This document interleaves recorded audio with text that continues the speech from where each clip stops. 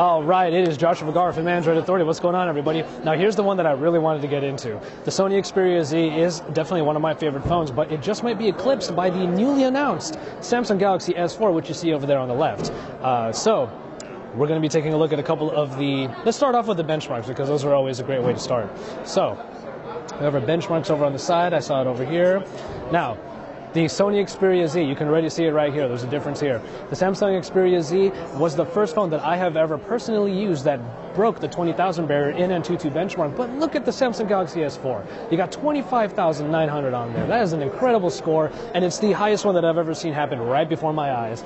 Earlier, when we were looking at a Geekbench benchmark, we saw that there was a Qualcomm ARM V7 in there, which we were not told what the processor was going to be in here. None of the presentations talked about it. A Qualcomm ARM V7 at 1.89 gigahertz. That's a pretty powerful chip indeed, and it is really powering what is shaping up to be one of the most powerful Android phones on the market, and it's going to be.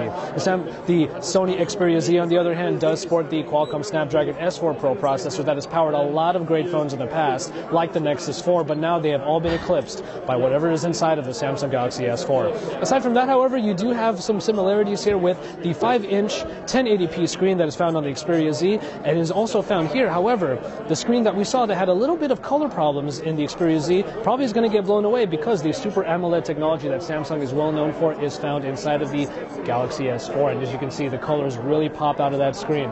Like I said before about the S3, is that the colors pop out and pretty much punch you in the face. That is basically what's going on here with the Samsung Galaxy S4 with its Super AMOLED 1080p 5-inch display. Aside from that, however, you're going to see that the form factor is a little bit different on the Xperia Z. You do have a more angular, rectangular design on here versus the usual pebble rounded design of the Samsung phones.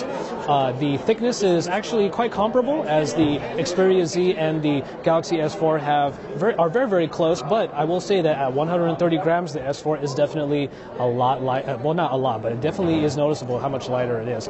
It's very easy to use. It's very easy to have in the hand because it's very light. It's very nimble, I should say. Of course, you're seeing one of the accessories that's available for it. It's a replaceable cover that has a flap over on the top that allows you to close it, and you still see some information on the top. So that's a nice accessory to have. And of course, it's a smart cover. So you open it up and it wakes up the screen.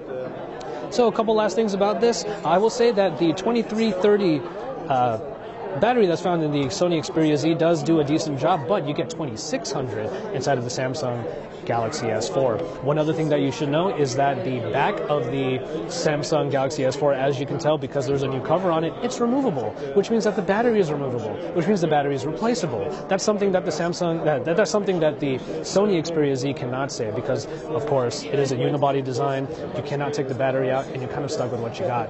So once again, Samsung gets a lot of things right with the Samsung Galaxy S4. I've been saying Samsung a lot in this comparison, but that is because that is what we're all about here at the event, the launch party for the Galaxy S4 at the Radio City Music Hall in the heart of Manhattan in New York City. So we're going to bring you even more comparisons. We're going to keep getting all the coverage that we possibly can for you, because this is AndroidAuthority.com. It is your source for all things Android here in New York City.